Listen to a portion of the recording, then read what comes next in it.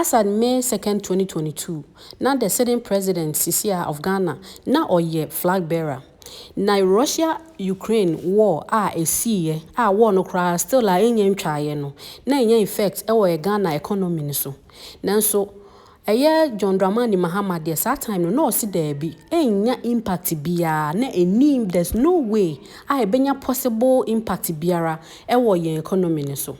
Nanso ene wabe president sisi Iranians any Israel fo so aso ntokwa mu sara ene de wase gina simpie so aka se enu de benya effect Ghana economy ni so na sisi ano atese amanfo di hu nkomo bebre ye ntiase ni nyina outside Ghana outside country ye to bibie free ho na so mu nyina akona se benya impact ebi so na ba bi so enya impact so so a ye ntiase we na akra keto bi a wodi 19-year-old sorry ena ene eja wabetutu bi e dia mane omampani John Mahama yie pa na mepese unya daje na uhwe video no ene your first time audio hu ya yesro subscribe my na follow yen share and comment de bia na se the video ba wenye bia hwe ye da ase. Russia and Ukraine's war has also featured prominently on the list of excuses.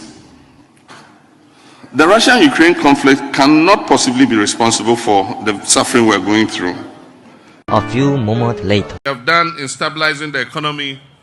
Ghana is not immune from the shocks of global events.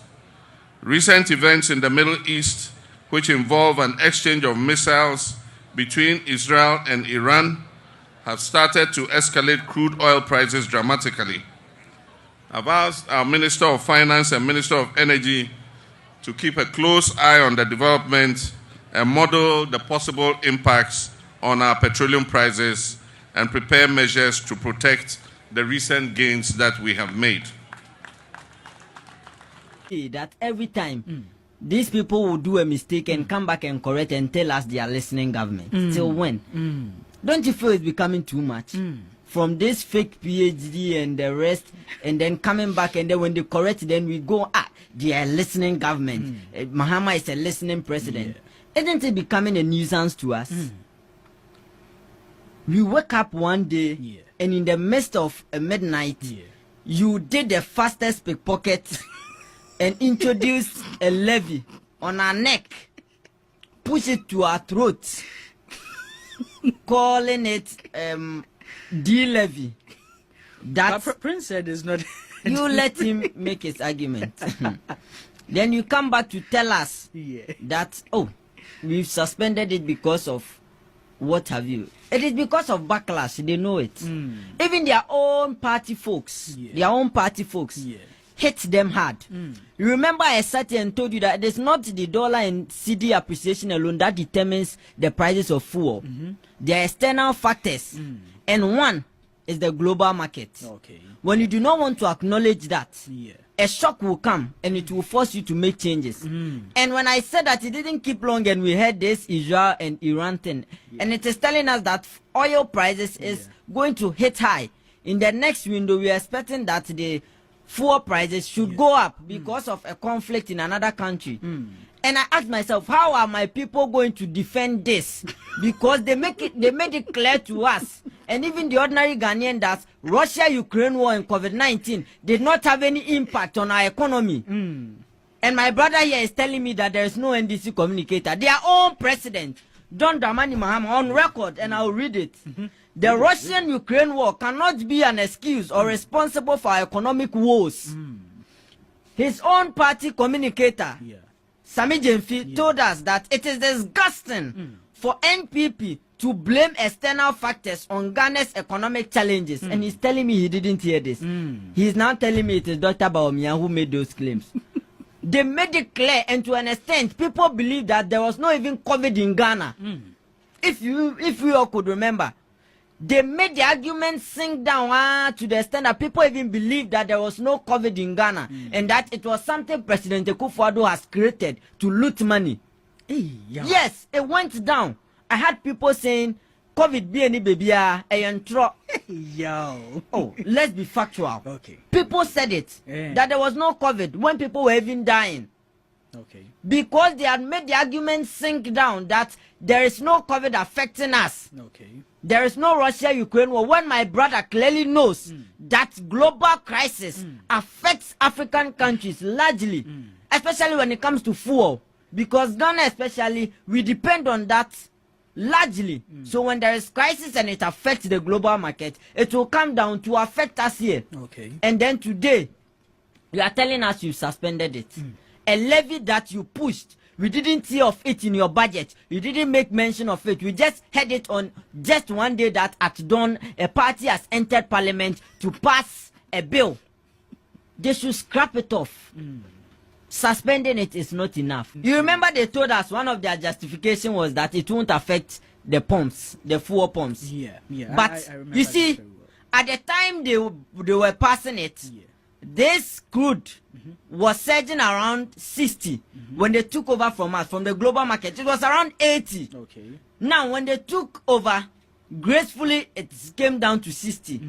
CD, dollar to CD, it appreciated. So everything was moving on nicely. So when there is a fuel reduction, it doesn't affect much. It is good to us.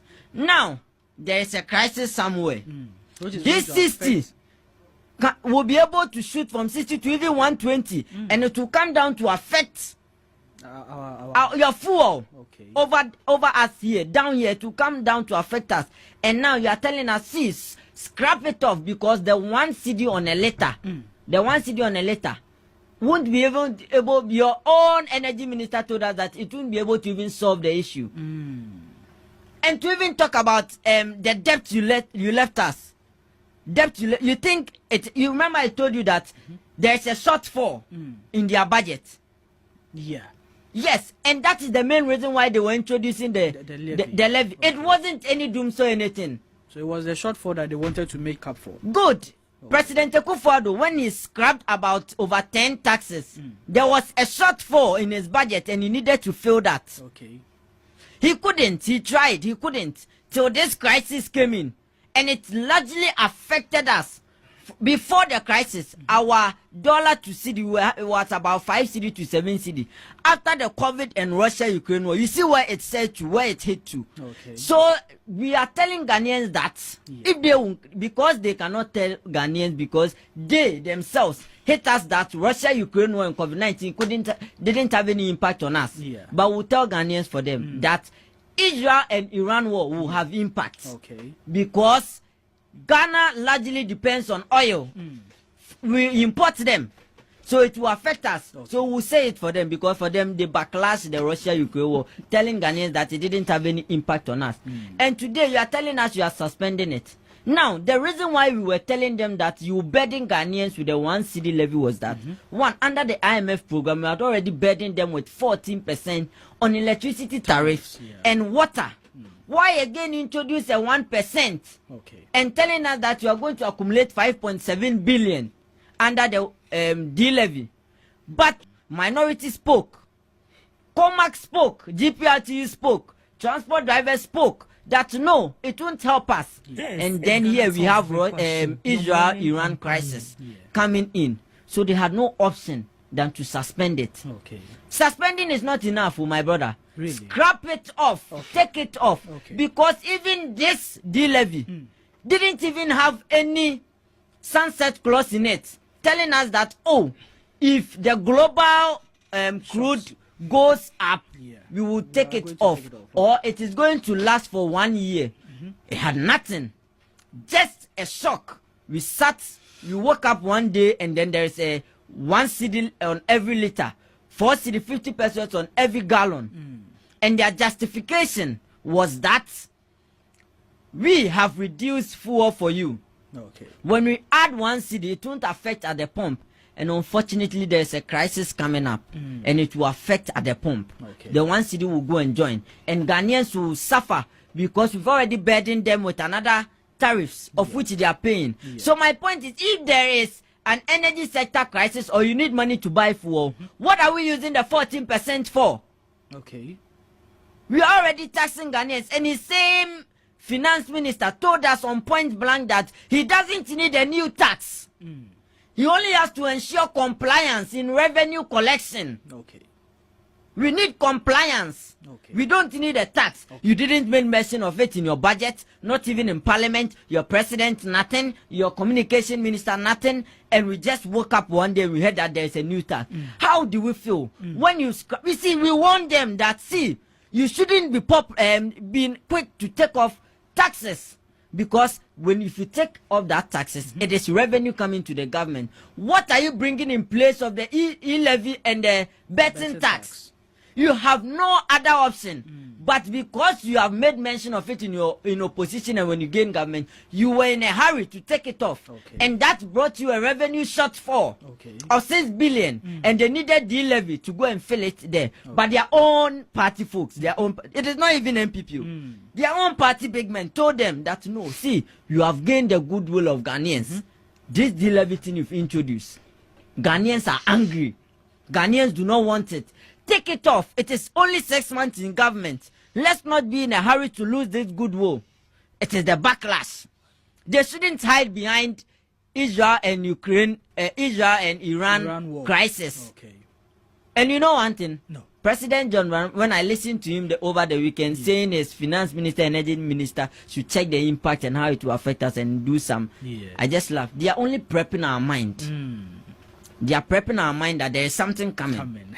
Yes, prepare. And you see, they cannot speak to it because I'll be the first person to hit them hard when they tell us that Israel and Iran war has impact on our economy. But you see, truthfully, it has impact. But because of what they said in opposition, and I read it to you, by his own president and his own communication director telling us that Russia-Ukraine war has no impact.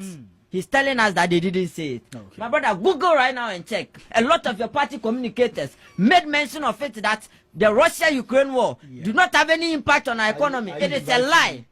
They told us it is a lie that Russia-Ukraine war is affecting our economy. But truthfully, before Russia-Ukraine war, our economy was doing well. That is another blatant lie my brother said. I'll read it to you. 2020, pre-pandemic, from 2018 to 2020, inflation fluctuated between 7 to 10%, while the cedi remained at 5 cedi to 7 cedis to the dollar. That was before COVID and Russia-Ukraine war. And we were having the dollar. 2018 to 2020, we had the dollar to the cedi at 5 cedi to 7 cedi. Growing public debt 2016 to 2019. Modest cedi depreciation occurred, but no sharp shocks. The economy was struggling. We agree to that. But things were good. We cannot attest to the fact that from 2017 to 2020, before COVID and Russia-Ukraine war, things were good. The cedi to the dollar was at 5 cedi to 7 cedis. So for my brother and his party members to tell us that the Russia-Ukraine war and COVID-19 did not have impact on our economy, that is a lie.